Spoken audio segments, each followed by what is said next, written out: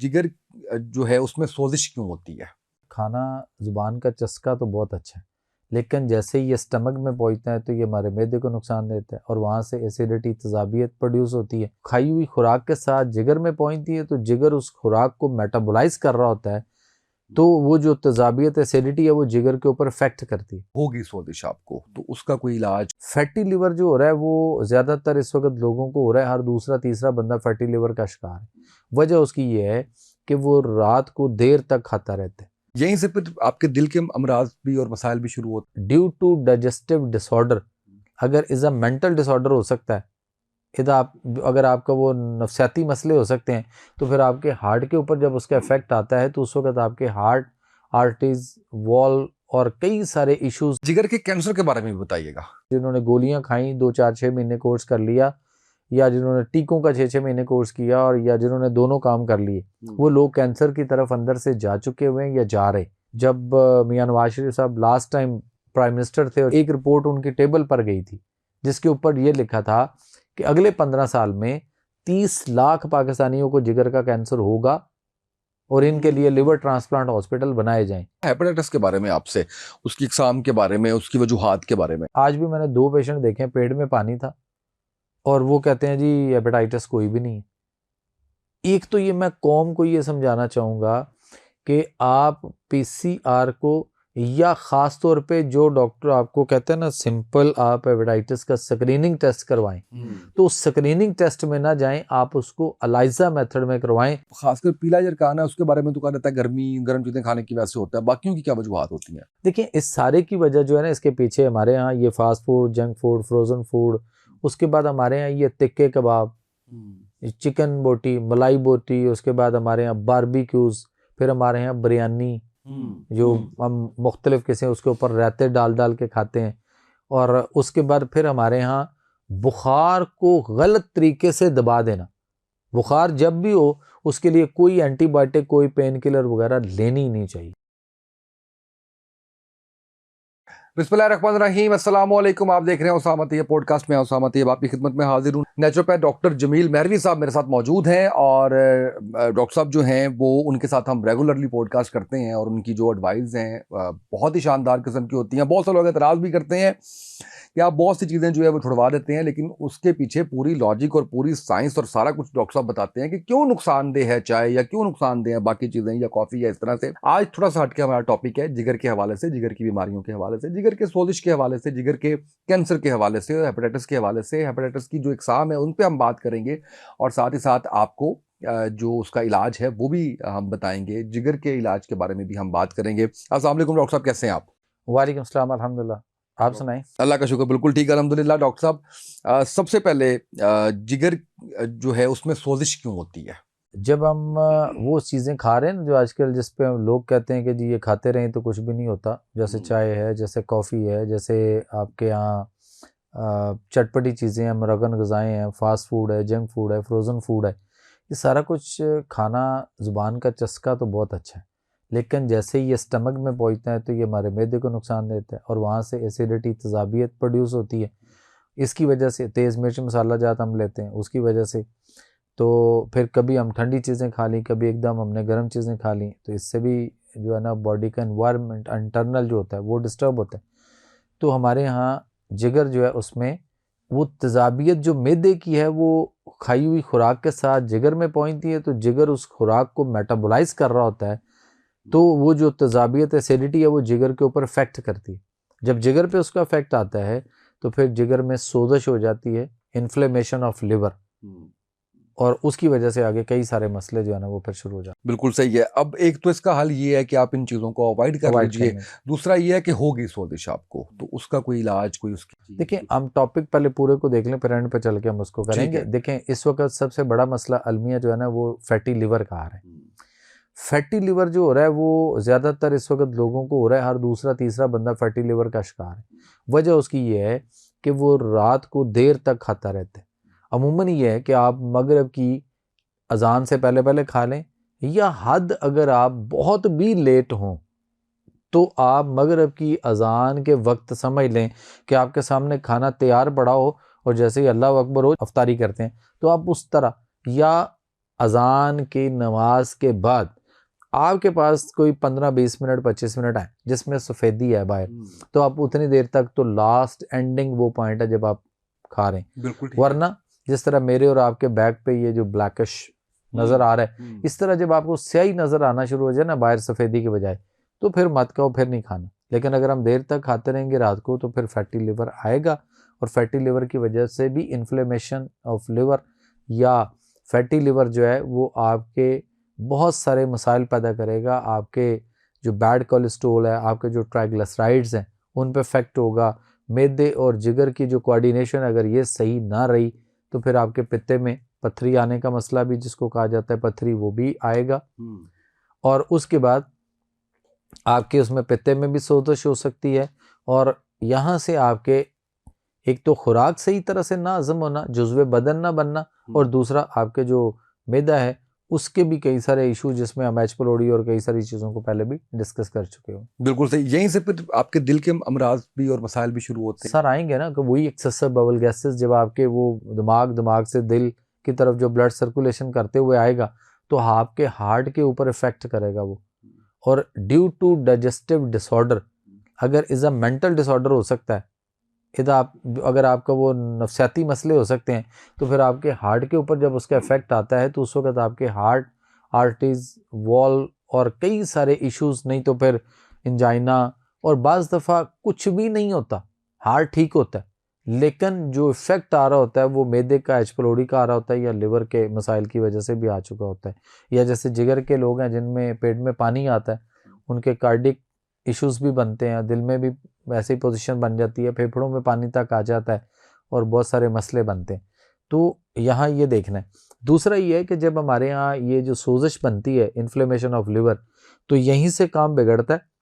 और हमारे LFTs जो लिवर फंक्शन टेस्ट जब करवाया जाता है तो उसमें ALT, AST, जिसको SGPT, SGOT भी कहते हैं, अल्कलाइन फास्फेट भी कहते हैं, बाइलिरुबिन्स भी कहते हैं। फिर बाइलिरुबिन जो है डायरेक्ट इनडायरेक्ट भी बाइलिरुबिन होता है, और उसके साथ साथ अल्कलाइन फास्फेट है, गैमा GTs हैं। ये चीज़ें फ्लक्चुएट करती हैं, कुछ चीज़ें बढ़ गई, कुछ कम हो गई।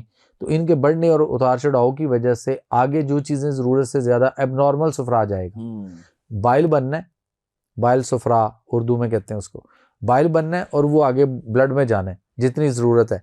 लेकिन अगर ब्लड में ज़रूरत से ज़्यादा एबनॉर्मल सफरा, यानी जो चीज़ें जितनी उसके अंदर जिस लेवल तक होनी चाहिए, अगर वो उस लेवल तक रहें तो फिर नॉर्मल है। लेकिन अगर उसमें कुछ चीज़ें बढ़ जाएं, कुछ कम हो जाएं, कुछ नॉर्मल रहें, तो फिर वो एबनॉर्मल हो गया। तो जब वो ब्लड आगे ब्लड में सर्कुलेट होगा बॉडी में, स्प्लीन जो है वो सेकंड सेक्रेशन का अमल कर रही होती है, लेकिन वो थक जाती है ओवर टाइम काम कर करके। जब उससे नहीं होता, वो वीक होती है, उसका सेकंड सेक्रेशन का अमल डिस्टर्ब होता है।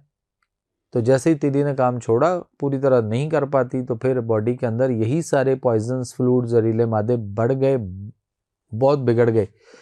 फिर इनका टाइम लिमिट आएगी।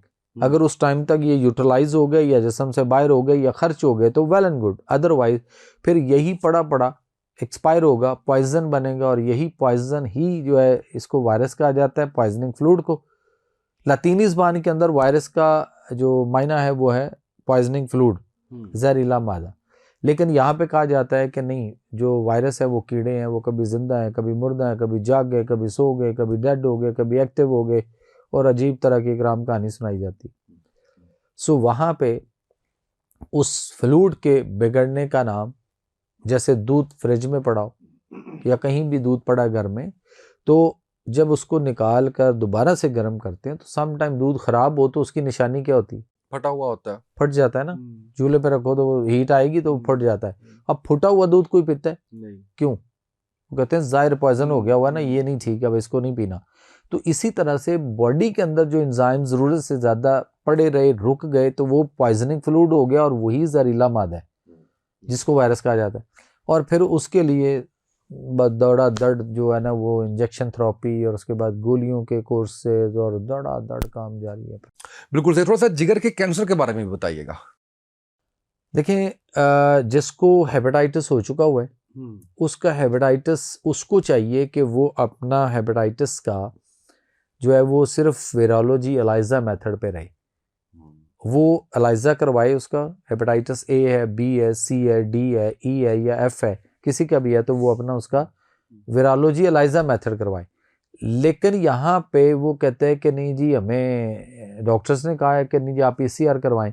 तो पीसीआर में नॉट डिटेक्टेड आती है रिपोर्ट।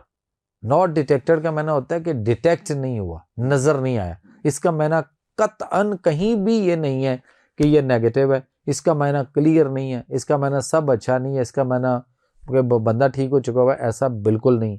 बल्कि ये समझना भी हिमाकत है। मैं अक्सर पब्लिक को या जो मेरे पास पेशेंट आते हैं मैं कहता हूँ कि आप पहले रिपोर्ट पे देखें लिखा क्या है। वो कहते हैं जी वो मैंने करवाया था 2-4 साल 10 साल पहले हेपेटाइटिस हुआ था, वो मेरा ठीक हो गया था। मैं कहा जी रिपोर्ट क्या आई थी, क्लियर है। कुछ कहते हैं रिपोर्ट हाँ ओके थी, कुछ कहते हैं रिपोर्ट नेगेटिव थी। मैं कहा ये जो भी लफ्ज़ आप बोल रहे हैं क्या ये वहाँ पे लिखे थे? जी जी बिल्कुल लिखे थे। मैंने कहा नॉट डिटेक्टेड तो नहीं लिखा था? हाँ हाँ यही लिखा था। तो मैंने कहा जब नॉट डिटेक्टेड लिखा है तो फिर नॉट डिटेक्टेड ही पढ़ो। कभी ऐसा हुआ कि कोई हमें रस्सी पकड़ाए कि ये रस्सी कुत्ते के गले में हो और हमें कोई कहे कि ये बकरा है और ले जाओ और इसको काट के खाओ, तो हम रस्सी पकड़ेंगे ज़रूर, लेकिन बाद में देखेंगे कि गला किसका है, कुत्ते का है, बकरे का है। अगर बकरे का है तो फिर ज़रूर करें, और अगर कुत्ते का है तो फिर तो बंदा उसको कहेगा भाई ये कुत्ता मेरे हाथ में पकड़ा के तुम बकरा कह रहे हो। तो फिर हमें भी कोई अल्लाह ने शऊर दिया ना, वो भी देखना है।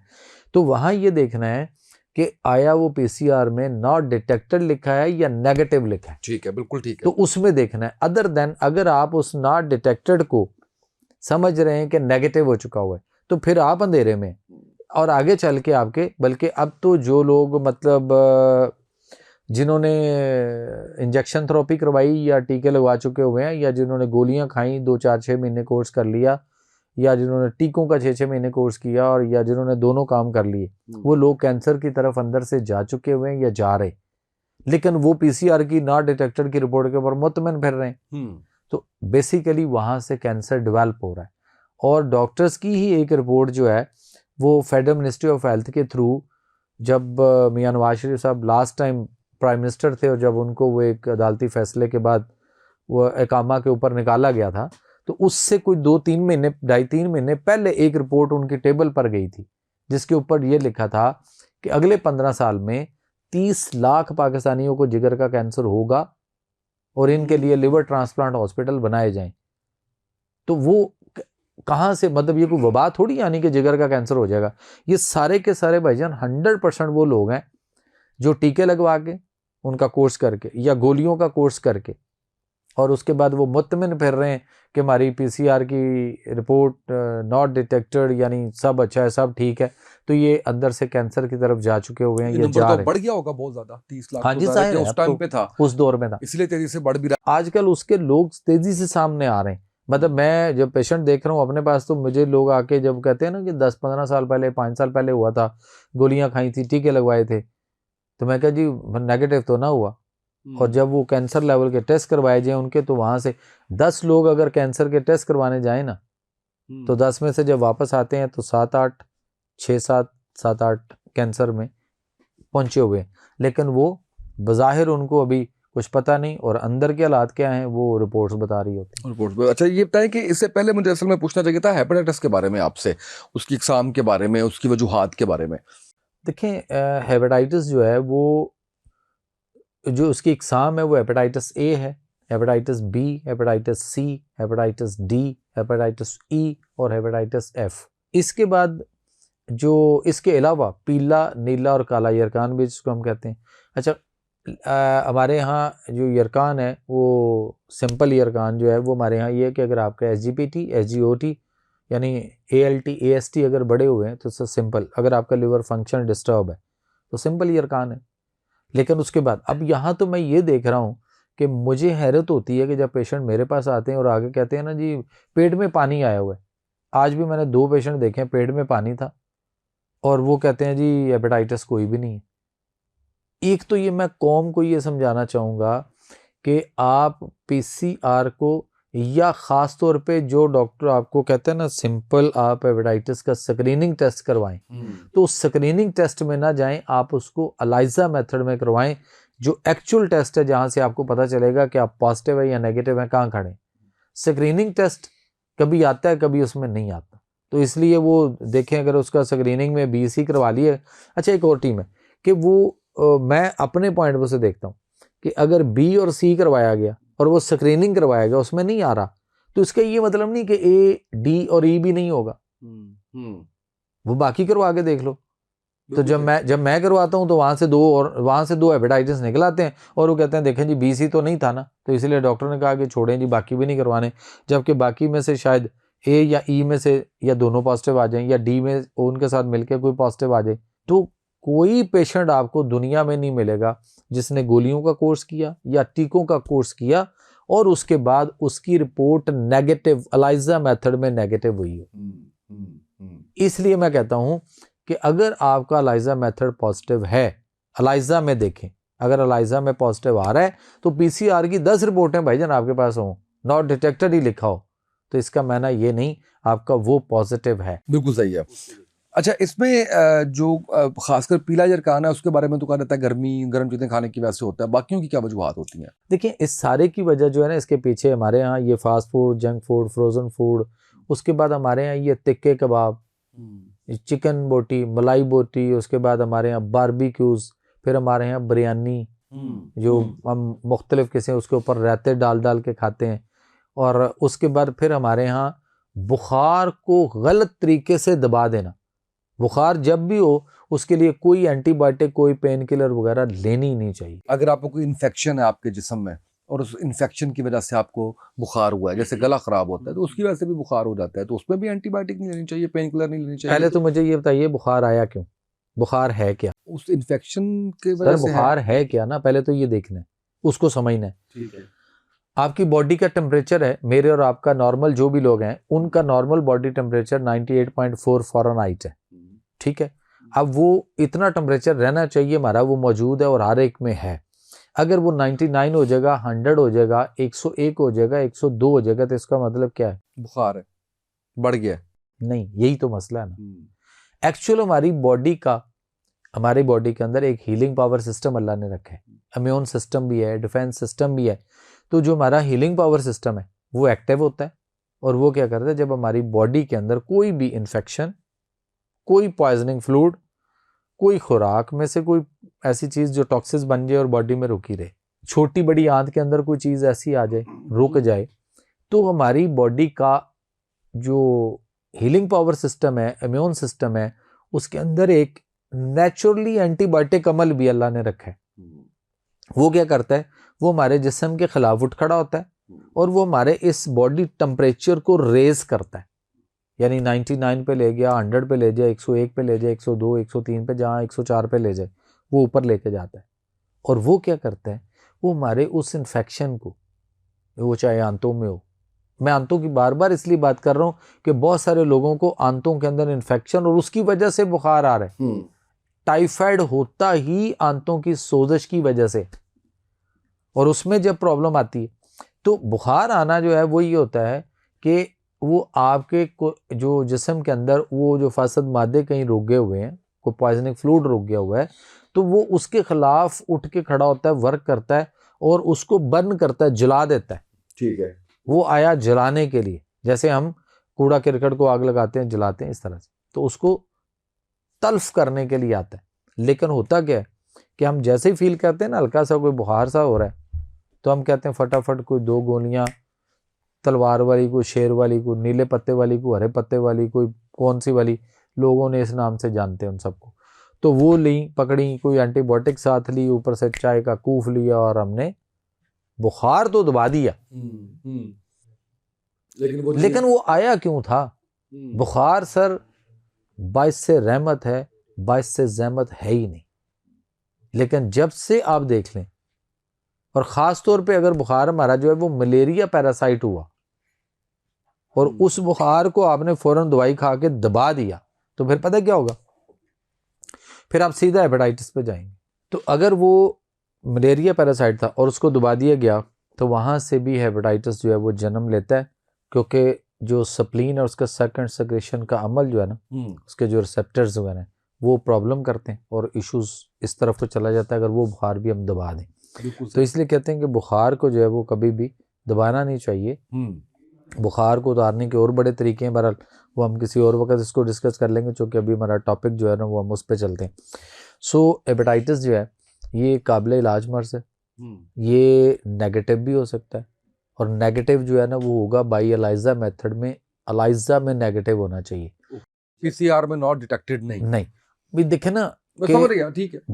डॉक्टर से ज़्यादा इस वक्त समझदार पता कौन है? किसी भी मुल्क का एम्बेसडर है। जब आप वीज़ा के लिए उसके पास जाते हैं ना, आप उसके आगे पीसीआर की नॉट डिटेक्टेड की 50 रिपोर्टें रख दें, वो उसको नहीं मानता, वो कहता है एलाइजा मेथड करो। जब उसमें देखता है आ रहा है तो वो आपको रिजेक्ट का ठप्पा लगाएगा, वीज़ा नहीं देगा। बिल्कुल सही। तो फिर कौन समझदार हुआ? एम्बेसडर। तो एम्बेसडर। तो उस पॉइंट से भी हमें देखना है कि अच्छा, दूसरी बात कि अगर क्या आपका पीसीआर नॉट डिटेक्टेड है, जिसको हम लोग जो है नेगेटिव समझ रहे होते हैं, तो क्या पीसीआर की इस रिपोर्ट के बाद डॉक्टर आपको मेडिकल फिटनेस सर्टिफिकेट दे सकता है कि आप ठीक हो गए हो? वो जुबान से कह रहा है ना सब अच्छा है ठीक है, तो मैं कहता होता हूँ पेशेंट को कि आप उससे रिटर्न उसके पैड पे लिखवाओ ना, कि लिख के दे के भाई तुम ठीक हो चुके हो। वो नहीं लिख के देगा, कभी भी नहीं लिख के देगा।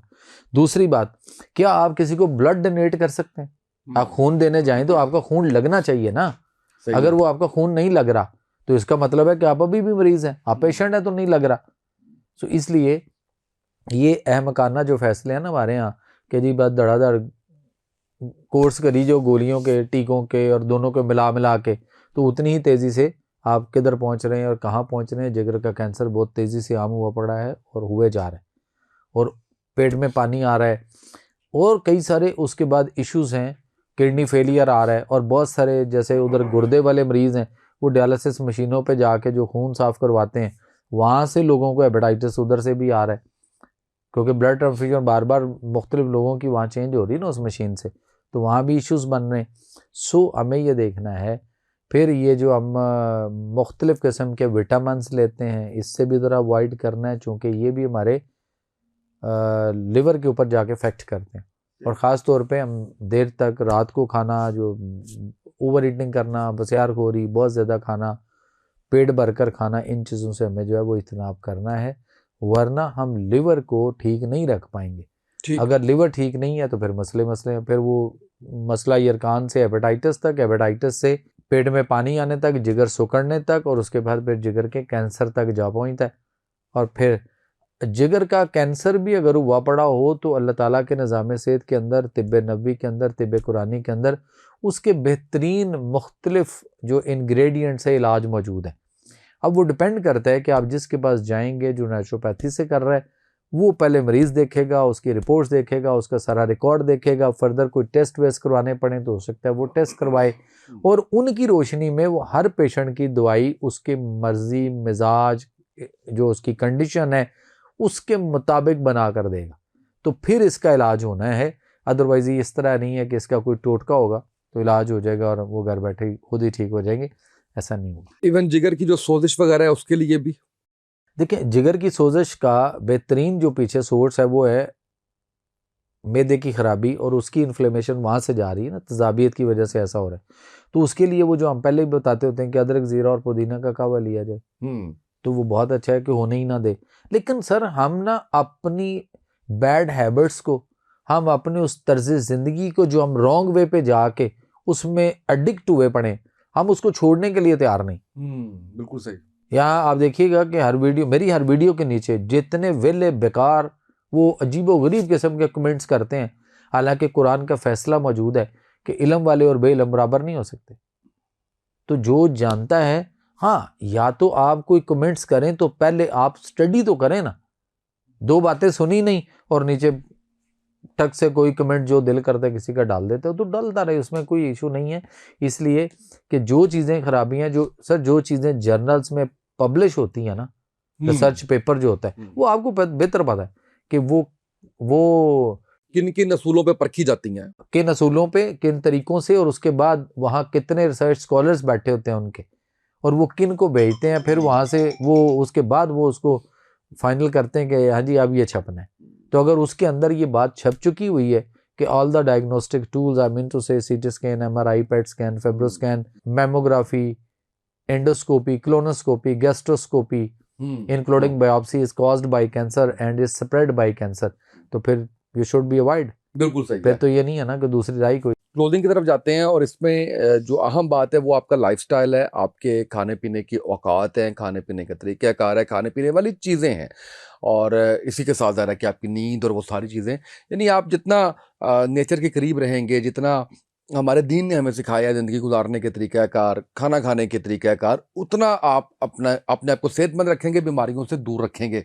आज पूरा आगाही सेशन हमारा था इस हवाले से, जिगर के हवाले से और हेपेटाइटिस के हवाले से। मुझे उम्मीद है कि बहुत से लोग इससे फ़ायदा उठाते हुए इन बीमारियों को आने से पहले ही रोक लेंगे।